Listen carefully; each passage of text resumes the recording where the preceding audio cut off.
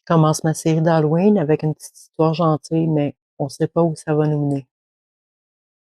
C'était le 15 mai 1970, dans un petit motel en bordure de Saint-Louis, au Missouri. La nuit était calme, presque silencieuse. De l'autre côté du comptoir, Dorothy Simpson, réceptionniste de nuit, tapait distraitement sur sa vieille machine à écrire. Il était un peu plus de 11 heures, mais la plupart des clients dormaient déjà. Soudain, un léger sifflement, comme un genre de vent d'air sous la porte. Puis il a vu la tête à Dorothée. Puis là, 4 petites silhouettes entrèrent. Une famille, visiblement, un homme, une femme, puis 2 adolescents peut-être. Ils étaient à peu près grands comme les parents. Mais c'était pas une famille ordinaire. Ils étaient minuscules. Ils étaient pas plus haut que le comptoir de réception.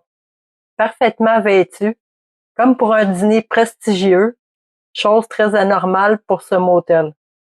Des costumes sombres pour l'homme et le fils, très chic, très élégant. Des robes en mousseline de couleur pêche pastel pour les femmes, vraiment très belles. Leur peau avait une teinte étrange, pâle, nacrée, comme presque grise. Leurs yeux grands, sombres, profonds, sans éclats humains. Dorothée resta muette. L'homme s'avança, leva la tête, et dit d'une voix aiguë, un peu mécanique, « Do you have a room to stay? » Ça veut dire, avez-vous une chambre pour dormir? Une phrase simple, répétée 2 fois, comme apprise par cœur. D'ailleurs, dans tout ce qu'il dit, il va tout répéter 2 fois, tout le temps. Dorothée, elle cligna des yeux, puis elle répond, « Ben, oui, monsieur, on a une chambre pour combien de personnes? » L'homme resta silencieux, puis il se tourna vers sa femme, en n'ayant pas l'air de comprendre qu'est-ce que la dame lui demandait, comme s'il attendait de l'aide. Finalement, il sortit de sa poche une liasse de billets de 100 puis quelques billets de 20 $, mais une grosse pile de billets puis qui avait l'air presque trop neuf pour être vrai, comme s'il venait d'être imprimé. Fait que Dorothée, elle accepte les 40 $ puis après, elle leur présente la fiche d'inscription. Mais l'homme, il était clairement trop petit pour pouvoir arriver au comptoir puis remplir la fiche. Alors, elle décide de remplir la fiche elle-même puis lui demande, « C'est quoi votre nom? » C'est le père qui répond, puis il dit qu'il s'appelle Belle A. Dorothée lui demande, « Vous venez d'où? » Il lève le doigt au plafond, il dit, « We come from up there. » Ça veut dire, « Nous venons de là-haut. » Il a dit ça 2 fois, « We come from up there, we come from up there. » Sa femme, visiblement nerveuse, lui attrape le bras, puis essaye d'y bresser le bras. Elle dit, « Non! » Puis elle répond à Dorothée, « We come from Hammond, Indiana. » Dorothée, elle note l'adresse, puis plus tard, elle découvrit que l'adresse, elle n'existe pas. Alors, Dorothée lui demande de signer la fiche, mais il n'y a pas de stylo. Elle lui prête son stylo. Il prend le stylo, puis il le regarde, mais il savait clairement pas quoi en faire.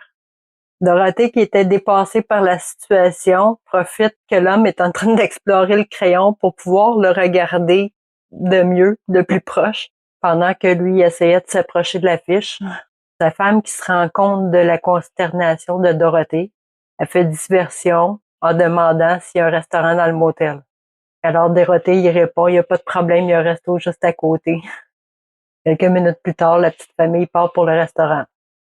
Fait que Dorothée, ébranlée par cette rencontre, se demande, mais qu'est-ce qui vient de se passer là? Elle s'en va voir le directeur de l'hôtel pour lui raconter qu'est-ce qui vient d'arriver, qu'autant leur comportement que leur apparence est très étrange. Alors le directeur lui demande d'aller vérifier les noms et les adresses qu'ils ont donnés. Il n'y a absolument rien sur l'adresse, puis la famille n'existe pas. Le serveur du restaurant se souvient encore de la scène. Les adultes dépassaient pas le bord de la table. Assis, leur menton arrivait à la hauteur des verres. L'homme lisait le menu à haute voix avec une grosse voix, mais vraiment fort, devant les clients puis les serveurs intrigués. Il demandait des questions étranges. D'où vient le lait? D'où viennent les légumes? Comment s'est fait le lait? Ça n'avait pas de fin. Comme s'il découvrait la planète Terre pour la première fois. La mère a commandé du lait et des pois pour les enfants, pour elle puis les enfants. Le père s'est commandé un steak. Quand la serveuse leur a apporté le plat, elle les a observés fascinés. Il mangeait un seul pois à la fois, puis il le déposait sur la lame du couteau, puis il l'aspirait avec un petit bruit de succion. Le père essayait de se couper un petit morceau de steak, mais sa bouche était tellement trop petite, c'était comme pas une bouche, c'était juste une fissure, puis c'était tellement trop petit que le morceau de steak n'arrivait pas à passer, puis il savait pas utiliser une fourchette. Tout le monde dans le restaurant les regardait bizarrement avec tous ces bruits de succion-là qu'ils faisaient. En payant la serveuse, ils se rendent compte que tout le monde les observe. La serveuse part quelques secondes. Quand elle revient à la table pour amener la monnaie, ils sont plus là, ils sont partis. Le groom lui raconte sa propre frayeur aussi. Chargé de monter les valises de la famille à l'étage, il n'a jamais trouvé la voiture qui était plaquée dans l'Indiana. Fait que la famille l'a conduit à une voiture où il y avait les bagages. Ils retournent à l'hôtel, puis le groom leur fait signe de monter dans l'ascenseur. Puis là, toute la famille était en panique. Ils voulaient pas monter, ils savaient pas où est-ce qu'ils s'en allaient là-dedans. Le groom leur dit de monter, qu'il n'y a rien là, qu'ils n'ont pas besoin d'avoir peur. Puis la famille accepte de monter, mais ils sont comme terrorisés, comme s'ils n'avaient jamais vu d'ascenseur. Quand le groom rentre dans la chambre, il rouvre la lampe, puis il tire les rideaux. Ça fait de la lumière. Là, le père se met à crier, là, puis à hurler d'un cri strident. Puis il répond au groom, « It hurt the eyes of the children! Ça blesse les yeux des enfants! » Le groom est parti sans même demander son pourboire. Alors le directeur, Dorothée, puis le groom y ont convenu qu'ils étaient pour aller voir le lendemain matin. Quand Dorothée est retournée pour aller visiter la chambre le lendemain matin, elle était vide. Pas de bagages, pas de drap froissé, puis pas de traces de départ. Le motel était doté d'un système d'alarme qui avait été testé juste avant, puis il n'avait pas sonné du tout. L'affaire elle a été rapportée à un ufologue local, John E. Schroeder, qui a interrogé 5 employés. Tous racontent la même chose, des petits êtres, des beaux vêtements, les billets neufs, cette étrange politesse désuète, presque cosmique, mais aucune preuve matérielle ne fut trouvée. Était-ce un canular?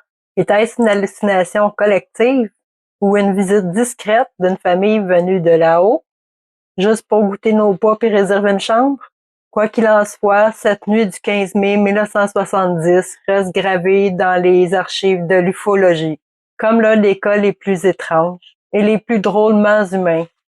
Parce qu'après tout, s'ils venaient vraiment d'ailleurs, peut-être qu'ils n'étaient pas là pour nous étudier, ni pour nous envahir.